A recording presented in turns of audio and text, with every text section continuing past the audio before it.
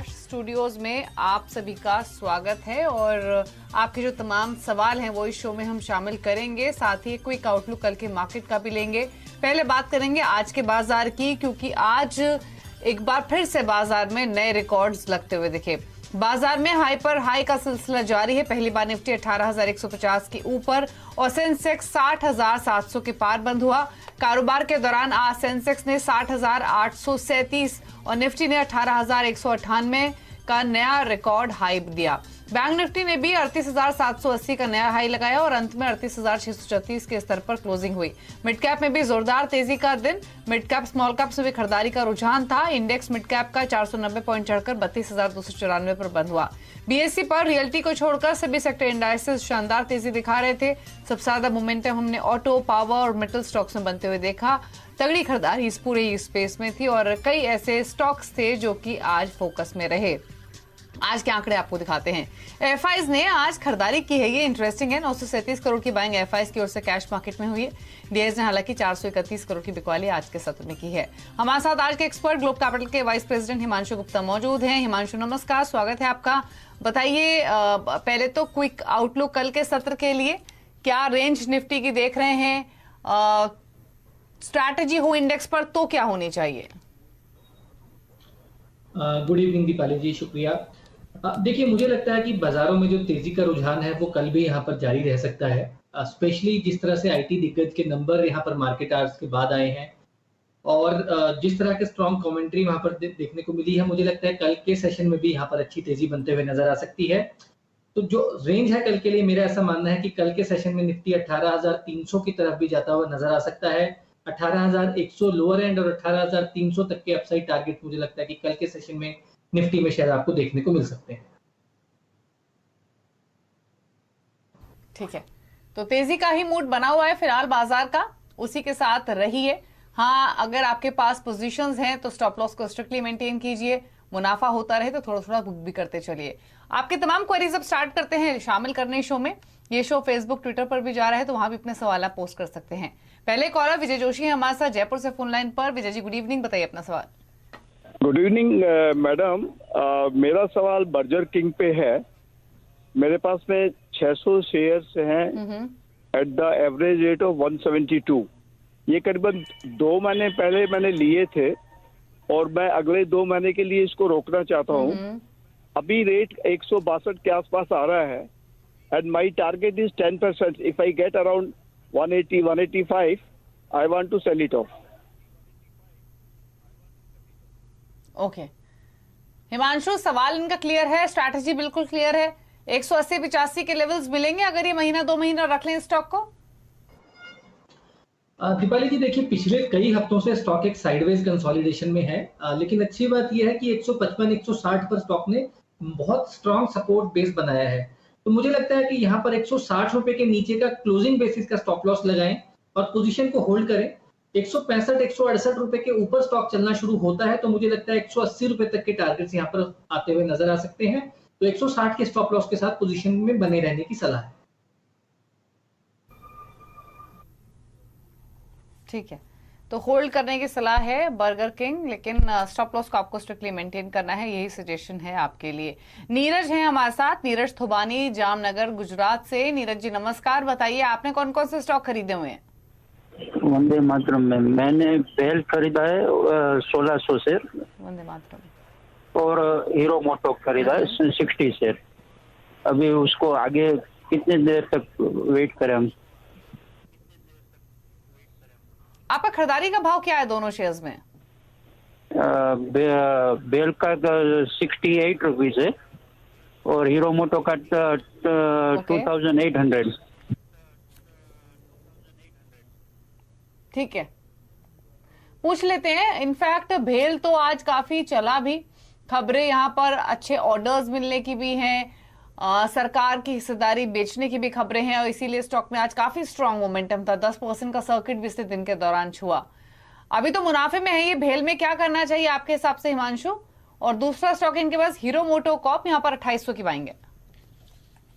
दीपाली जी, मेरा ऐसा मानना है कि यहाँ पर बीएचईएल में अगर बात करें तो 80 रुपए के आसपास एक अच्छा मल्टीपल रेजिस्टेंस है। स्टॉक ने ऑलमोस्ट आज वही लेवल्स टेस्ट भी किए थे। तो कल के सेशन में अगर ये स्टॉक वापस से आपको 77-78 के ऊपर मिलता है तो मेरी सलाह रहेगी आप यहाँ पर मुनाफा बांध सकते हैं। लोअर लेवल से एक तरफा अच्छी रैली स्टॉक में देखने को मिली है और मुझे लगता है यहाँ से आने वाले दिनों में वापस स्टॉक थोड़ी सी एक साइडवेज या कंसोलिडेशन मोड में जा सकता है। जहां तक हीरो मोटोकॉर्प की बात है तो देखिए ऑटो स्टॉक में एक रैली आई है, लेकिन हीरो मोटोकॉर्प ने अभी तक कोई पार्टिसिपेशन यहाँ पर नहीं दिखाया है। अगर आपका लंबी अवधि का नजरिया है तो यहाँ पर 2800 के ही स्टॉप लॉस वाजिब समझता हूं मैं, जो आपका लगभग खरीदारी का भाव है उस स्टॉप लॉस के साथ यहाँ पर बने रहें। और अगर आपने इसको सिर्फ ट्रेडिंग के नजरिए से लिया है तो मुझे लगता है कि अगर 2950 2980 तक का कोई रनअप 1 से 2 दिनों में यहाँ मिले तो वहां पर आप अपना मुनाफा बांध सकते हैं। ठीक है, तो फिलहाल आप होल्ड कीजिए दोनों ही स्टॉक्स को, लेकिन भेल में आप फिलहाल के लिए मुनाफा बुक भी कर सकते हैं, ये सजेशन है। अगले कॉलर से बात करते हैं, MK शर्मा हमारे साथ कोलकाता से। शर्मा साहब नमस्कार, बताइए अपना सवाल। नमस्कार मैडम, मेरे पास ग्लेनमार्क लाइफ के 250 शेयर है जो मैंने 736 के भाव से लिए हैं, और न्यूवोको विस्टास है 104 शेयर एट रेट ऑफ 570। पूछ लेते हैं, दोनों स्टॉक्स आपको नुकसान दे रहे हैं फिलहाल। न्यूवोको विस्टास हालांकि रीसेंट लिस्टिंग है, पर पूछ लेते हैं हिमांशु क्या सजेशन रखते हैं दोनों स्टॉक्स पर। हिमांशु, ग्लेनमार्क लाइफ भी और न्यूवोको विस्टास दोनों ही नुकसान दे रहे हैं इनको, एक में खरीदारी है 736 की, दूसरे में 570 की, क्या करना चाहिए? देखिए ग्लेनमार्क ऊपरी लेवल से जरूर एक करेक्शन दिखाते हुए नजर आया है, लेकिन ऐसा लगता है कि 500 रुपए के आसपास मल्टीपल सपोर्ट्स हैं स्टॉक में। और वैसे भी हमने देखा कि फार्मा एक करेक्शन के बाद मुझे ऐसा लगता है कि आने वाले दिनों में एक अच्छी रिकवरी के लिए तैयार हो रहा है। तो 500 रुपए का यहाँ पर एक स्टॉप लॉस लगाएं, पोजीशन को होल्ड करें। 550 555 के ऊपर अगर स्टॉक चलता है तो मुझे लगता है एटलीस्ट आपको 600 रुपए तक का रैली मिल सकती है, तो फिलहाल यहाँ पर होल्ड करने की सलाह रहेगी। जहां तक नोवोको विस्टा की बात है, देखिए वहां पर दीपाली मुझे ऐसा लगता है कि लिस्टिंग के बाद से स्टॉक ग्रेजुअली जो कंसोलिडेशन मोड है उसमें ही बना हुआ है और ग्रेजुअली यहाँ पर थोड़ा थोड़ा नीचे यहाँ पर प्राइस शिफ्ट हो रहे हैं। लेकिन फिर भी मुझे ऐसा लगता है कि 520 रुपए का यहाँ पर एक क्लोजिंग बेसिस पर स्टॉप लॉस को लगाया जा सकता है, और जब तक ये स्टॉक उसके ऊपर बना हुआ है मुझे लगता है कि यहाँ पर फिलहाल पोजीशन को होल्ड किया जा सकता है। हालांकि कोई बहुत लंबा चार्ट मेरे पास अवेलेबल नहीं है क्योंकि रिसेंट लिस्टिंग है, बट 520 का स्टॉप लॉस मैं रिकमेंड करूंगा और उस स्टॉप लॉस के साथ बने रहने की सलाह है। ठीक है, तो होल्ड कीजिए आप फिलहाल के लिए, ये सजेशन है। स्टॉप लॉस को जरूर मेंटेन कीजिए इन दोनों पोजीशंस में। साहिल है मुंबई से। साहिल, गुड इवनिंग। हाँ जी, गुड इवनिंग। तो मैंने कोल इंडिया के बताइए अपना क्वेश्चन। हाँ जी, मैंने कोल इंडिया के 30 शेयर 193 के भाव पे खरीदे थे और ONGC के 40 शेयर 164 के भाव पे खरीदे थे। तो इसका टारगेट क्या रखो और स्टॉप लॉस? आपका टाइम होराइजन क्या है साहिल? ये क्या नियर टर्म ट्रेडिंग के हिसाब से लिए हैं या लॉन्ग टर्म इन्वेस्टमेंट है? Short term. बताइए क्या करना है शॉर्ट टर्म व्यू कोल इंडिया ONGC? दीपाली जी देखिए, जो इनकी खरीदारी का भाव है वो बेसिकली बिल्कुल टॉप एंड पर है। स्टॉक लोअर लेवल्स 130 रुपए 120 रुपए से वर्टिकल रैली दिखाता आया है। फिर भी मैं कहूंगा कि यहाँ पर जो ट्रेंड है अभी भी इंटरमीडिएट ट्रेंड वो तेजी का बना हुआ है, तो मैं इनको सजेस्ट करूंगा कि 180 रुपए का यहाँ पर एक स्टॉप लॉस मेंटेन करें, पोजीशन में बने रहें। जिस तरह के पावर क्राइसिस और जिस तरह की कोल से रिलेटेड पॉजिटिव न्यूज फ्लो है, हो सकता है वापस से थोड़े दिनों में मोमेंटम पकड़े ब्रीफ पॉज के बाद, लेकिन जरूरी है कि 180 रुपए का एक स्टॉप लॉस मेंटेन करें। जब तक इसको 180 के ऊपर बना हुआ है, मोमेंटम तेजी का है, 200 रुपए के ऊपर स्टॉक निकलता है तो 215 220 रुपए तक के टारगेट्स आते हुए देखने को मिल सकते हैं। ONGC में भी सिमिलरली एक काफी अच्छा रनअप लोअर लेवल से देखने को मिला है और 165 170 रुपए के लेवल्स टेस्ट करने के बाद स्टॉक थोड़ा सा एक कंसोलिडेशन मोड में है। तो मुझे लगता है कि 150 रुपए का यहाँ पर एक स्टॉप लॉस है, जो कि थोड़ा सा पोजिशनल पर्सपेक्टिव से एक स्टॉप लॉस मैं सुझा रहा हूँ। अगर बहुत ही शॉर्ट टर्म का नजरिया है तो मुझे लगता है 158 रुपए का एक स्टॉप लॉस लगाएं, होल्ड करें, और मुझे लगता है कि अगर वापस से ये स्टॉक 165 166 रुपए के ऊपर निकलता है तो 180 रुपए तक का मूव यहाँ पर आते हुए देखने को मिल सकता है। ठीक है, अगले कॉल से बात करते हैं। VK मालू है हमारे कोटा से। मालू साहब नमस्कार, बताइए कौन से शेयर्स हैं आपके पास? मेरे पास चंबल फर्टिलाइजर 3000 शेयर है, 221 खरीदे हैं अर्ली 21 में। ओके, ठीक है, पूछ लेते हैं। चंबल फर्टिलाइजर्स 221 की आपकी खरीदारी है, काफी अच्छे मुनाफे में है ऑलरेडी आप। क्या करना चाहिए इनको हिमांशु? लेना है मुनाफा या होल्ड रखें फिलहाल इन पोजीशंस को? दीपाली जी, मुझे लगता है कि कोई खराबी नहीं है स्टॉक में। खरीदारी का भाव बहुत ही बेहतरीन लेवल्स पर है।